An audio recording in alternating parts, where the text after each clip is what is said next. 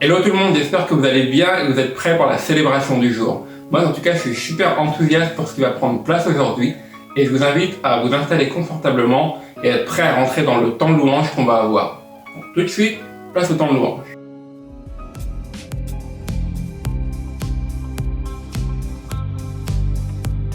Allez, on va ensemble louer Jésus ce matin. Tapez dans les mains avec nous.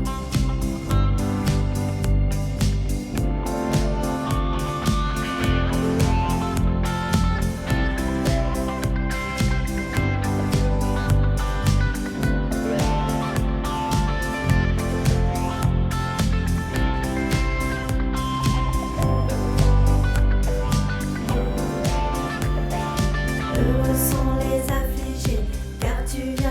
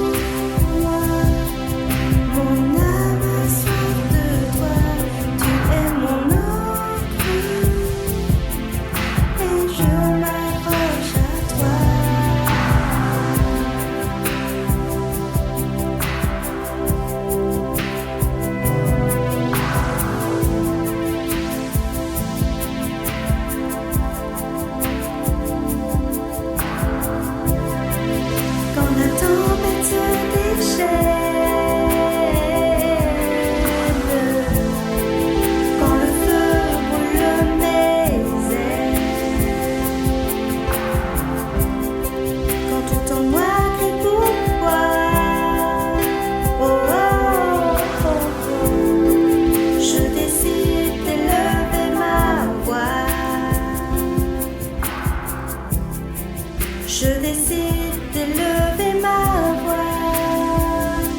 Tu es tout pour moi. Mon âme a soif de toi. Tu es mon encre et je m'accroche à toi. Tu es tout pour moi. Mon âme a soif de toi. Tu es mon encre et je m'accroche à toi.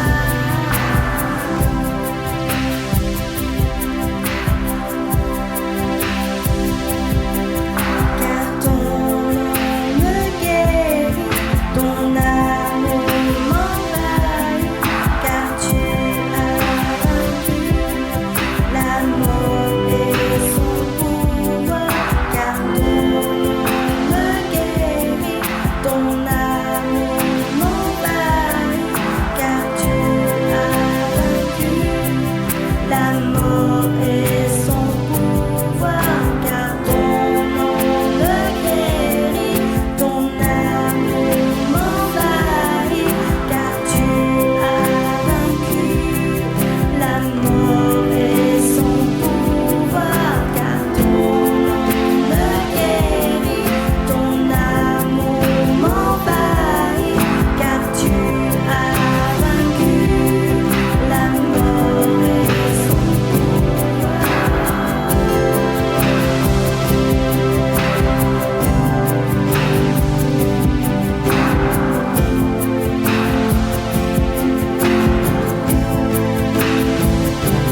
Tu es tout pour moi.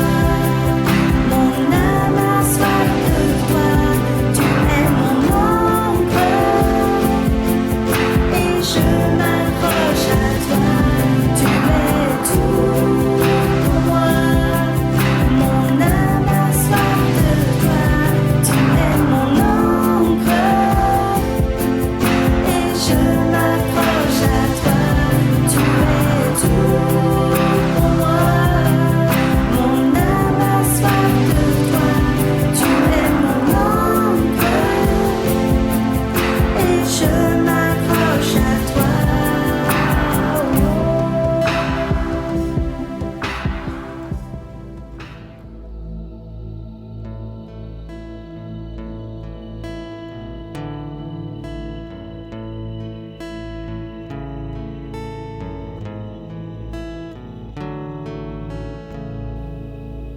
Que le roi de mon cœur soit la montagne où je cours, la fontaine où je bois, oh il est mon chant. Que le roi de mon cœur soit l'ombre où je me cache, la rançon pour ma vie, oh il est mon chant. Et tu es bon. Oh, oh,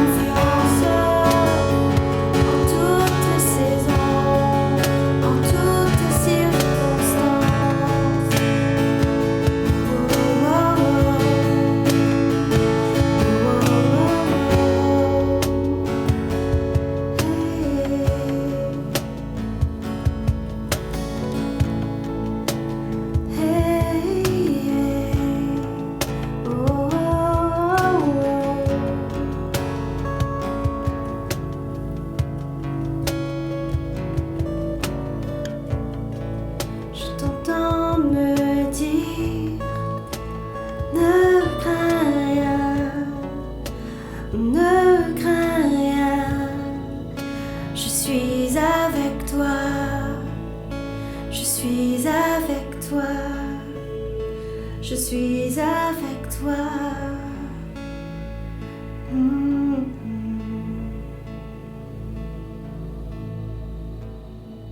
Je suis ton Dieu, je te soutiens, je te relève.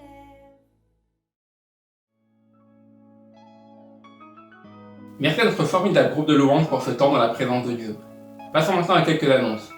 La première annonce est que durant cette période estivale, notez bien qu'il n'y a pas de chambre haute et que les groupes connexion sont également plus restreints. Donc je vous invite à vous rapprocher des différents responsables de groupe pour savoir ce qui est mis en place cet été. Deuxième annonce, c'est que durant cette période estivale, nous continuons les accompagnements pastoraux. Donc si vous avez besoin d'un entretien, besoin de prière ou de soutien quelconque, n'hésitez pas à contacter le numéro de secrétariat qui est affiché à l'écran, également disponible sur notre site internet et les réseaux sociaux, et on vous recontactera pour vous fixer un rendez-vous. Passons maintenant au message. Et cette semaine, on a la joie et l'honneur d'accueillir notre ami Sylvain Biville, pasteur à l'église Ciel Ouvert et également fondateur de l'association Fair Play. Et c'est vraiment un honneur pour nous d'accueillir Sylvain qui va nous partager ce que le Seigneur a mis sur son cœur. Donc je vous invite à ouvrir vos cœurs pour accueillir la parole de Dieu. À toi Sylvain. Hey Église Impulsion, bonjour, c'est une joie encore d'être avec vous aujourd'hui pour partager mon cœur et un privilège, j'ai trop hâte de vous voir d'une manière réelle et toutes mes salutations à la famille Rupi, à toute l'équipe pastorale ainsi aussi qu'au groupe de louanges, vous faites un travail extraordinaire et je voudrais faire une mention spéciale aussi, tous mes vœux de bonheur à Cédric et Floriane pour ce magnifique mariage et que vraiment Dieu vous bénisse. Et c'est un privilège de voir des mariages forts, des familles fortes, pour que l'église locale soit forte, pertinente et percutante dans cette génération. Alors, sans plus tarder, je voudrais vous partager ce qu'il y a vraiment sur mon cœur. Au départ, je voulais vous parler de qu'est-ce qui vient tuer nos rêves, mais l'Esprit de Dieu m'a conduit dans un texte de Néhémie 4 où j'ai retiré beaucoup de valeurs et de principes pour l'église locale, pour nos familles et aussi pour le royaume de Dieu. Et aujourd'hui, je voudrais m'adresser surtout aux membres de l'Église qui désirent bâtir une vision, bâtir quelque chose de solide, bâtir quelque chose d'éternel. Peut-être que tu es jeune dans la foi aujourd'hui, je te souhaite le meilleur en Jésus, de grandir dans ta foi, de t'enraciner avec Dieu. Mais aujourd'hui, je voudrais m'adresser à ceux vraiment qui désirent être disciples de Jésus et bâtir son royaume. Alors, je vais un petit peu vous challenger. Dans Néhémie chapitre 4, et on va voir quelques valeurs du royaume. Mon thème de mon message aujourd'hui, c'est construire et défendre. Vous savez comme moi qu'on est dans une société aujourd'hui où on peut parler beaucoup de combats, où on entend des chrétiens aussi qui vivent beaucoup de combats intérieurs, des combats face à la maladie, des combats face aux situations quotidiennes, des combats face à la pauvreté, toutes sortes de combats. Et malgré ces combats-là, je voudrais vous dire, c'est que la vie continue. Malgré aussi aujourd'hui la pandémie, la vie continue. Malgré qu'on ait des obligations de distanciation sociale, de mettre des masques un peu partout, on est là dans certaines privations. J'ai envie de vous dire, mais la vie continue et la vie du royaume doit continuer. Et aujourd'hui, nous sommes challengés, moi-même je suis challengé, vous êtes challengés dans votre vie quotidienne et vous êtes aussi challengés dans votre église locale, car l'église doit se réinventer. Et nous avons besoin de l'assistance du Saint-Esprit et de l'aide de Dieu pour que nos églises deviennent de plus en plus pertinentes malgré les circonstances actuelles. Et je voudrais vraiment vous aider d'une manière simple aujourd'hui et ce que je vais vous partager, je l'applique à moi-même d'une manière quotidienne.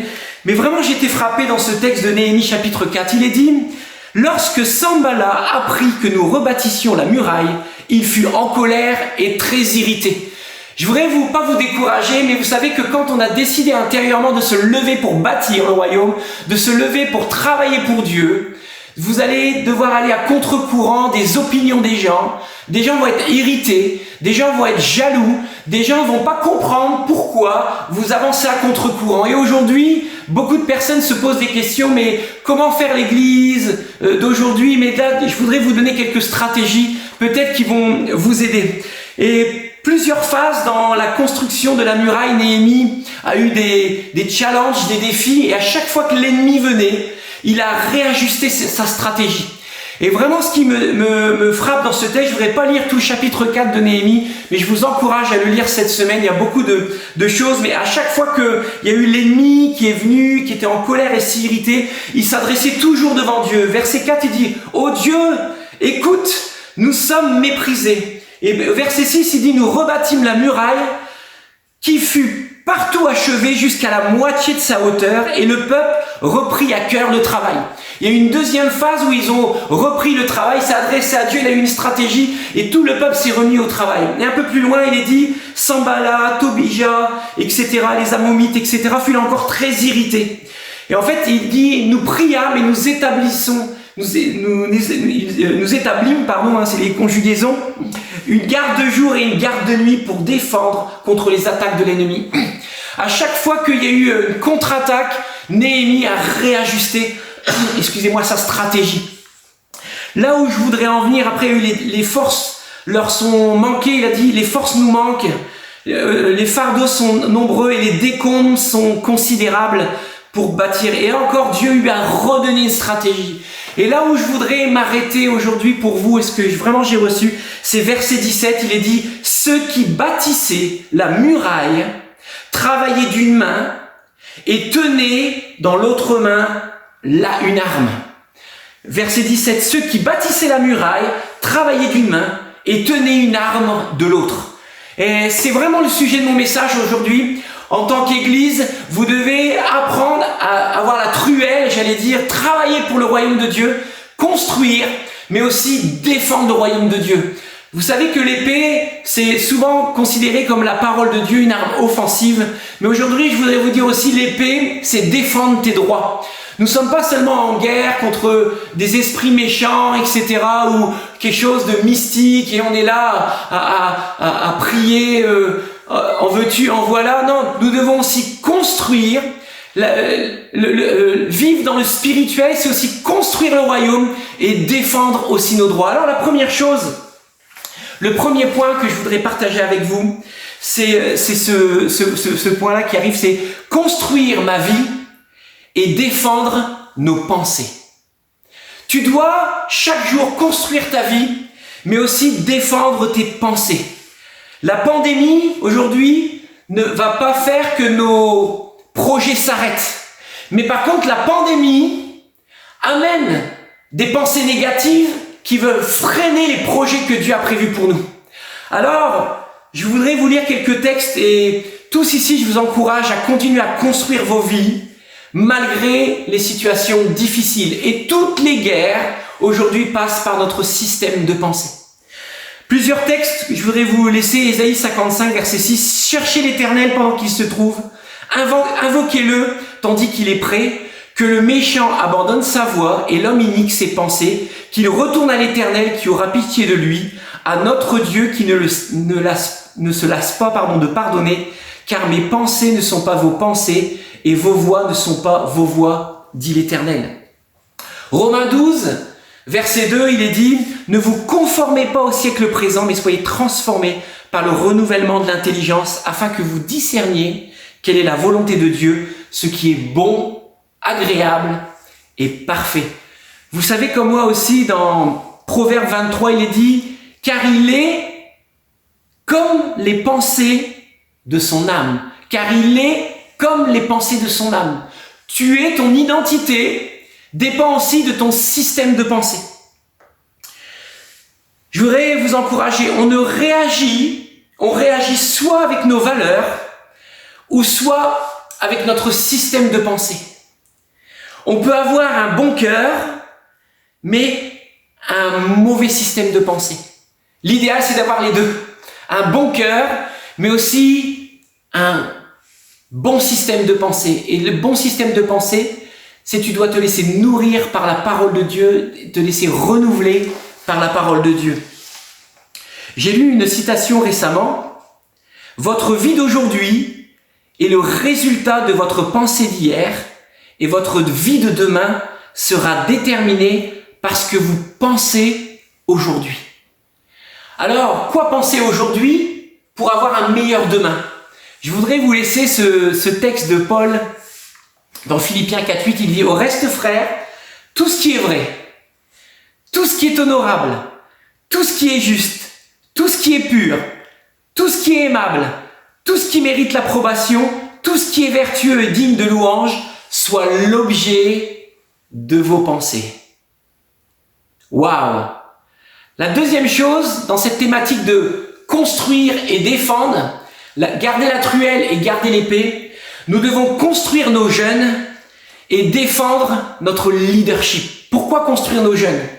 J'ai remarqué aujourd'hui, vous savez quoi, que malgré que la pandémie, on peut prendre le système scolaire à cause de nos enfants qui ont été privés de l'école. Même l'éducation nationale a dû se restructurer pour pouvoir continuer de former nos enfants. Et aujourd'hui, dans le monde spirituel, c'est aussi la même chose. Nous devons construire nos jeunes et défendre notre leadership. J'ai noté, en fait, il faut prendre la force des jeunes, l'ambition et défendre notre leadership. Pourquoi? Parce que l'Église est belle, parce qu'il n'y a pas d'âge pour servir Dieu. L'Église, c'est du plus jeune âge au cheveux blancs, dirons-nous. L'Église doit travailler d'une manière intergénérationnelle. Il y a de la place pour tous aujourd'hui. Et je voudrais vraiment vous encourager aujourd'hui, ne pas focaliser sur ta génération, mais de travailler d'une manière multigénérationnelle. Et j'ai mis, malgré cette saison délicate, l'Église doit être multigénérationnelle. Pourquoi? Simplement parce que plus on avance dans l'âge, plus nos pensées, elles sont dures à être renouvelées.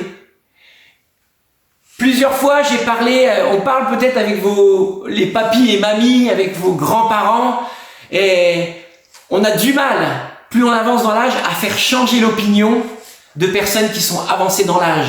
Ils ont un autre recul sur la vie avec de l'expérience, mais nous devons aussi aujourd'hui, notre responsabilité en tant qu'Église, c'est de construire nos jeunes et défendre le leadership. Je voudrais dire, en disant défendre le leadership, je voudrais dire défendre les bâtisseurs.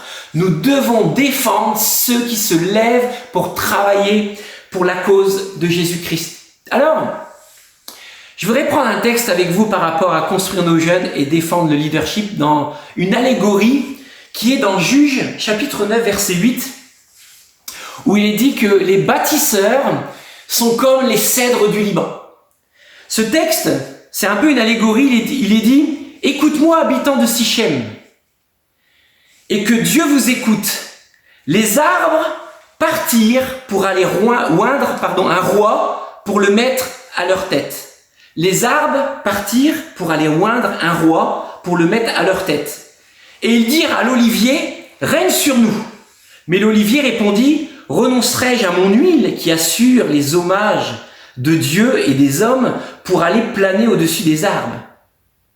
Et les arbres dirent au figuier, viens toi et règne sur nous. Et le figuier répondit, renoncerai-je à la douceur de mon fruit excellent pour aller planer au-dessus des arbres? Et les arbres dirent à la vigne, viens régner sur nous. Renoncerai-je à mon vin qui réjouit Dieu et les hommes pour aller planer au-dessus des arbres? Alors tous les arbres dirent au buisson plein d'épines, viens toi et règne sur nous. Et le buisson d'épines répondit aux arbres, si c'est de bonne foi que vous vouliez moindre pour votre roi, venez et réfugiez-vous sous mon ombrage, sinon le feu sortira du buisson d'épines et dévorera le cèdre du Liban. Par cette allégorie, je voudrais m'arrêter un court instant sur construire nos jeunes et défendre les bâtisseurs du royaume. J'ai remarqué que on peut avoir l'épée de l'esprit dans nos mains, mais j'aime qu'on ait l'épée et on ait aussi de construire et de défendre l'épée et la truelle. Parce que j'ai remarqué que beaucoup de personnes aussi, vous savez, Dieu donne des dons et distribue les dons à chacun comme il veut.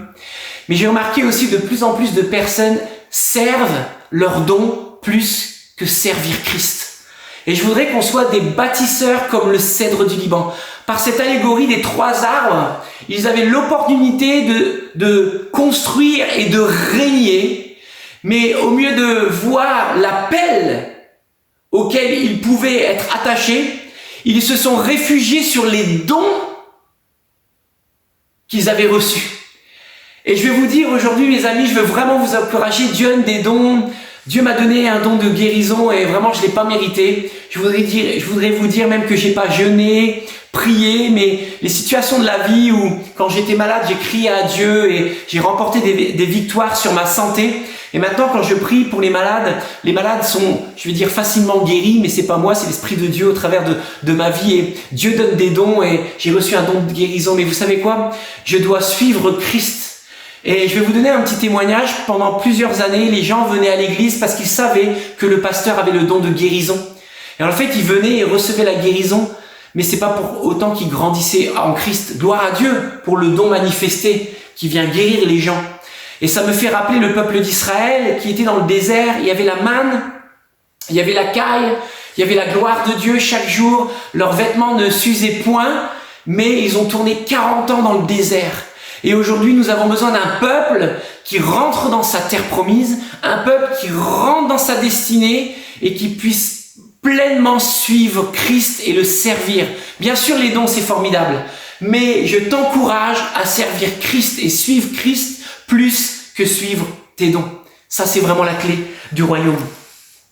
Ne sers pas tes dons, mais sers Christ. Je voudrais vous laisser avec ce texte de 1 Corinthiens 12, 31. Aspirez aux dons les meilleurs et je vais encore vous montrer une voie par excellence. Ça veut dire quoi? C'est que Paul nous demande d'aspirer aux dons les meilleurs car Dieu va nous montrer une voie par excellence. Ça veut dire que c'est pas les dons qui sont la voie, c'est l'aspiration de croire que Dieu nous donne les meilleures choses et le désir de le suivre, le désir de lui plaire qui fait qu'il nous donne ses dons et il nous ouvre une voie par excellence. La troisième chose, et je vais avancer, construire nos bâtiments et défendre notre foi. Nous devons construire nos bâtiments. Vous savez, l'église, c'est pas un bâtiment, mais nous avons besoin d'avoir de lieux de rencontre, des lieux qui vont affecter les gens autour de nous. Quand je dis construire les bâtiments, c'est aussi construisez vos maisons. Ayez des maisons où il y a la présence de Dieu. J'ai noté, le diable est, quand on prend le sol, les pierres, le terrain. Dieu veut qu'un peuple se rassemble. Dieu veut qu'un peuple prenne le territoire. C'est pas seulement une question d'être des vacataires sur la terre. Bien sûr, Paul il dit que nos vies sur la terre sont courtes et il faut investir sur le ciel. C'est pas de cette thématique-là que je veux vous parler aujourd'hui. Je veux dire construire vos bâtiments et défendre votre foi. C'est que nous devons construire des choses sur la terre pour la génération future. Nous devons construire pour défendre notre foi. Il est dit dans Genèse 1, Dieu créa l'homme à son image, il créa l'homme à l'image de Dieu, il créa l'homme et la femme, Dieu les bénit et leur dit soyez féconds, multipliez, remplissez la terre et assujettissez et dominez. Le terme assujettir, c'est prendre du territoire. Je vous invite, Église Impulsion, mes amis, excusez-moi, peut-être je vais déranger en disant ça, mais ne restez pas forcément propriétaire, mais prenez du terrain, investissez, laissez un héritage pour la génération future. C'est défendre la cause et défendre votre foi. L'église, ce n'est pas un bâtiment, bien sûr, mais nous avons besoin, je prie pour vous, Église, que vous ayez des pôles, des stratégies, que Dieu vous donne des lieux de rencontre, des lieux où les gens entendent qu'il y a une église qui est en train de se lever, qu'il y a des lieux où des gens viennent adorer. Bien sûr, Dieu est esprit, il faut que ceux qui l'adorent, l'adorent en esprit, en vérité, mais nous avons besoin de lieux, nous avons besoin d'hôtels où la gloire de Dieu descend et elle puisse couler sur un peuple qui est nombreux et puissant. Et je prie et je déclare ça, que l'Église Impulsion, que Dieu puisse vous donner des lieux, pas seulement d'une manière naturelle, mais je crois aussi des lieux spirituels, des endroits où Dieu a prévu que l'Église Impulsion s'établisse. Waouh, ça c'est vraiment mon cœur. Wouh! David, dans 2 Chroniques 28, dans 1 Chronique 28, pardon, je vais pas le lire, mais David a donné la caisse à Salomon et les instructions, les plans pour bâtir le temple. Et peut-être que Dieu est en train de donner les stratégies à un homme pour le transmettre avec les plans. Et vous savez, David a donné la caisse. David a donné l'or, l'argent, tout le nécessaire pour que son fils puisse bâtir le temple. Et je prie aussi que des hommes et des femmes se lèvent pour donner tout ce qu'il faut pour bâtir le temple. 4e point, construire vos finances et défendre votre droit d'existence. L'épée et la truelle, nous devons construire nos finances et défendre notre droit d'existence. Vous savez, l'enjeu en tant que chrétien en 2020 maintenant, c'est aussi de prendre du terrain à l'ennemi dans les systèmes économiques. Nous vivons dans le royaume de Dieu. Nous, on a été transportés du royaume des ténèbres au royaume des richesses, du royaume de Dieu. Mais nous sommes appelés aussi d'aller chercher l'argent dans le royaume des ténèbres pour le transférer dans le royaume de Dieu. Et j'ai noté, je vais simplement lire ce que j'ai noté, mais l'enjeu des chrétiens, c'est de rentrer aussi dans le monde des affaires. Vous savez, pour moi, c'est vraiment un ministère don aussi, de trouver la créativité, les talents pour que les chrétiens, que chaque personne qui connaît Jésus et qui marche dans son royaume, qu'on puisse être placé là où Dieu veut que nous soyons placés, dans des endroits stratégiques pour que nous puissions porter du fruit dans le système économique.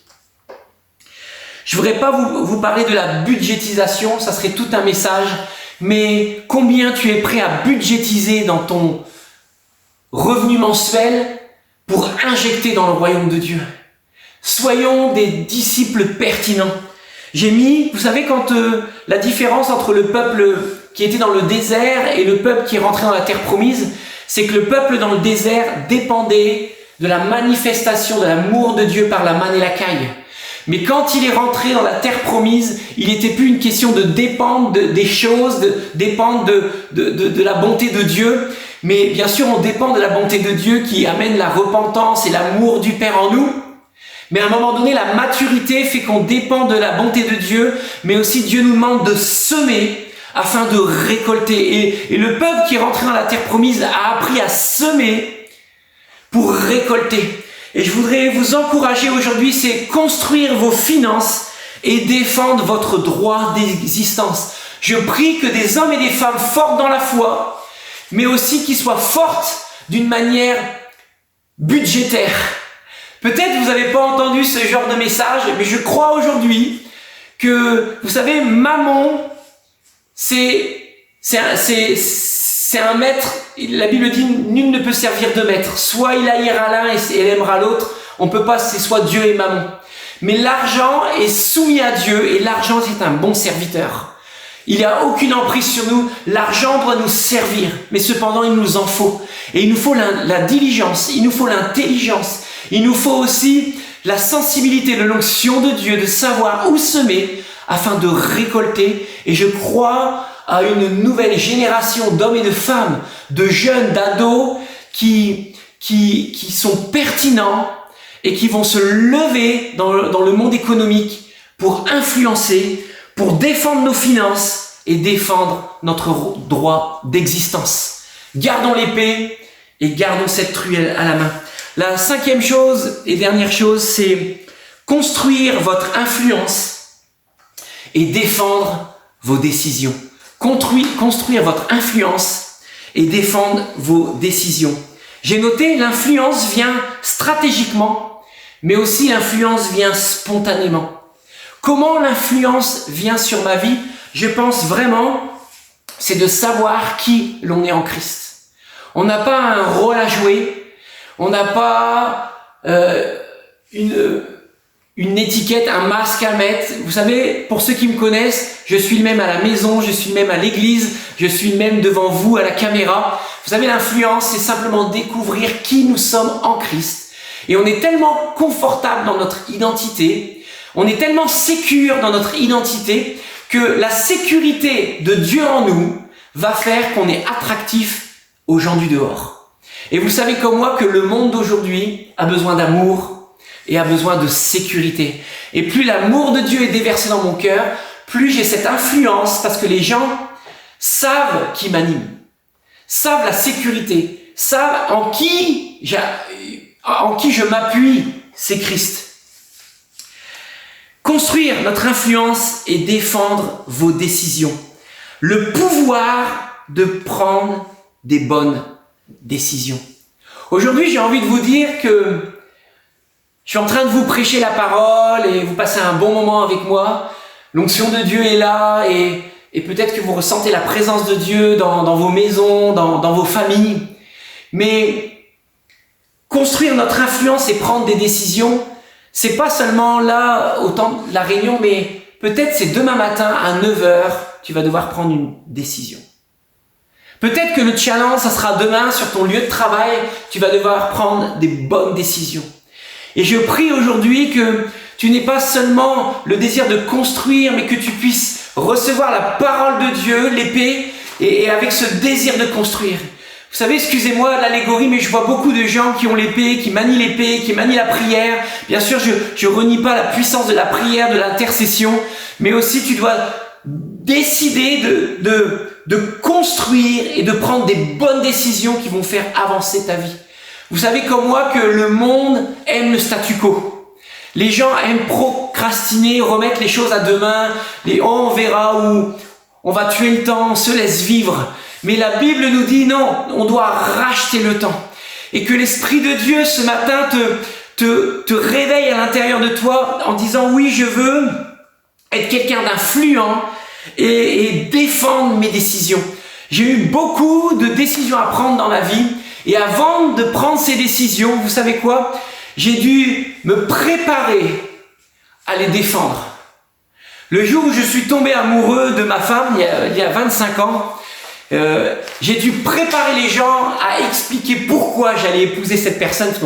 Waouh, on était déjà deux opposés. Moi, j'ai été élevé dans une famille chrétienne et mon épouse était élevée dans une famille qui venait juste de rencontrer Dieu, mais dans un endroit, dans un quartier très populaire, très chaud. Il y avait des meurtres. La première fois où j'avais été rencontrer ma fiancée chez elle, il y a un homme qui s'était défenestré de son balcon et s'était suicidé. C'est vraiment un quartier chaud. Et donc, elle a été élevée dans un environnement très hostile. Et moi, j'ai été élevé dans un environnement très sécure. Et en fait, j'ai dû préparer et défendre mes décisions parce que je savais que les gens allaient me dire « Oh, mais t'es vraiment sûr? Est-ce que vraiment Dieu a dit ?» Donc, en fait, nous devons nous lever. Pourquoi je vous donne mon témoignage? Simplement parce que nous devons construire notre influence, mais nous devons défendre nos décisions. Et vous savez, le meilleur moyen de défendre nos décisions, c'est par la parole de Dieu, cette épée à double tranchant. Waouh! Les bâtisseurs, ce sont des gens qui savent prendre des bonnes décisions. Pensez à vos décisions afin de pouvoir les défendre. Je voudrais terminer en vous disant ce que j'ai simplement noté. Ce n'est pas seulement dire « Dieu m'a dit ». Cette phrase, en fait, elle devrait jamais avoir lieu dans nos vies. Souvent, quand on rencontre des amis, on est là, on dit « Oh, tu sais, Dieu m'a dit ». Mais on ne devrait jamais dire aux gens « Dieu m'a dit ». Naturellement, s'ils nous connaissent, ils savent très bien l'esprit qui nous anime. Et je voudrais vraiment vous aider, je voudrais vous dire, les gens doivent faire confiance, car ils doivent voir ce qui nous anime et ce qu'il vit en nous. Mais aussi, nous devons grandir dans la manière d'expliquer et de transmettre les choses. Nous devons expliquer et transmettre comment voir les choses. Construire votre influence et défendre vos décisions, c'est de grandir dans la maturité de Christ. Alors, je prie pour que nous ayons pas seulement une épée dans la main, mais que nous puissions construire et défendre le royaume de Dieu. Église Impulsion, construis et défends tes droits pour la cause du royaume. Voilà, j'espère que ça vous aide et je vais simplement prier pour vos pères. Je te prie pour toute l'église locale Impulsion. Tu lèves des bâtisseurs, des hommes et des femmes qui construisent et défendent ton royaume. Je te remercie, Père, parce qu'on n'est pas là juste pour un événement. Nous ne sommes pas là juste pour une année, mais nous sommes là pour bâtir ton royaume, un royaume inébranlable, un royaume éternel. Et tu déclares dans la parole que l'homme de bien laisse un héritage à ses fils. Et nous voulons nous lever aujourd'hui, mais nous voulons aussi nous lever pour laisser un héritage pour la génération future. Au nom de Jésus, Amen. Église Impulsion, soyez bénis, à bientôt.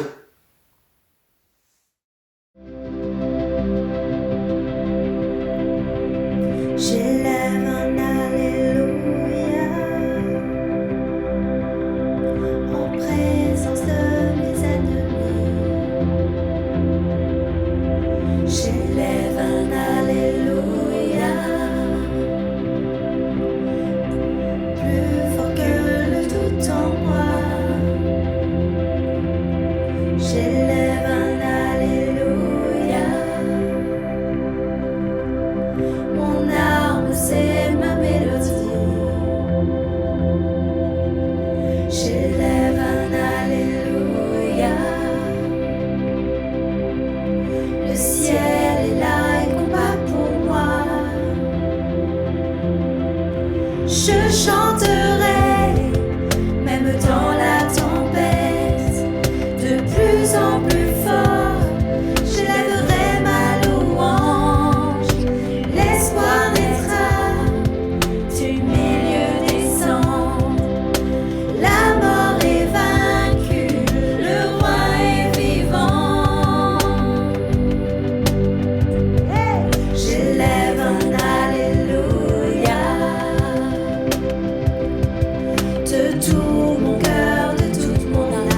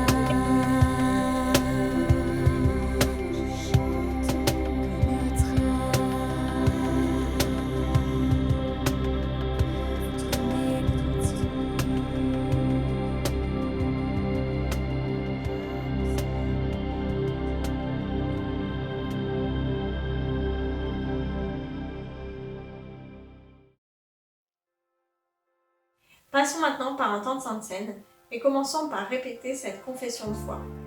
Nous croyons que le repas du Seigneur a été ordonné par le Seigneur Jésus-Christ pour rassembler les croyants autour du pain et de la coupe. Le pain est le corps du Christ sacrifié pour son peuple. La coupe est le sang de Christ versé comme nouvelle alliance. Nous nous souvenons du Seigneur et nous proclamons ainsi sa mort et sa résurrection jusqu'à son retour. En mangeant et en buvant avec discernement, nous participons au corps et au sang de Christ. Par la foi, nous sommes nourris des bénéfices de la mort et de la résurrection de Christ. Nous annonçons sa victoire sur le péché, la mort, la maladie, la pauvreté et les ténèbres. Nous soupirons après son retour glorieux. Nous grandissons ainsi dans la grâce.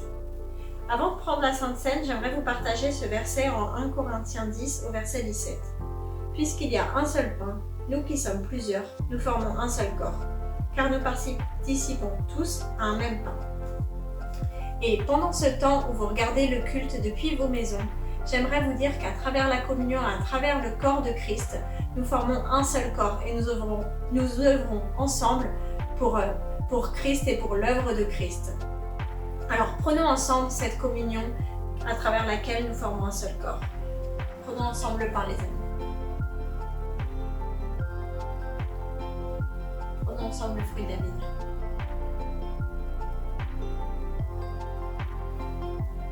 Merci Seigneur pour ta mort à la croix, pour ton corps qui nous unit et pour ce corps que nous formons tous ensemble, Seigneur. Permets-nous d'apprendre à mieux travailler ensemble et de pouvoir construire l'Église comme tu la vois et de pouvoir être sur cette terre comme tu le souhaites, de suivre tes voies et d'œuvrer ensemble pour ta gloire, Jésus. Merci Seigneur pour ta vie en abondance et je te prie de bénir chaque personne en ce dimanche là où elles sont. Merci Seigneur. Amen. Soyez bénis. On va maintenant passer par un temps de dîme offrande et j'aimerais vous encourager avec ce texte qui se trouve dans 2 Corinthiens 9 à partir du verset 6 et qui dit ceci. Sachez-le, celui qui sème peu moissonnera peu et celui qui sème abondamment moissonnera abondamment. Que chacun donne comme il a décidé dans son cœur, sans regret ni contrainte, car Dieu aime celui qui donne avec joie. À l'Église Impulsion, on a pour projet d'avoir notre propre local qui nous permettrait de développer des projets qu'on a sur le cœur et d'aller encore plus loin pour le Seigneur à Paris. Et je vous invite à continuer donc à rester fidèles dans vos dîmes et offrandes et pour cela, vous pouvez donner directement par PayPal en passant par notre site internet ou nous contacter directement si vous souhaitez faire un virement. Donc, merci les amis, merci pour votre cœur et que Dieu vous bénisse. Bon dimanche à tous.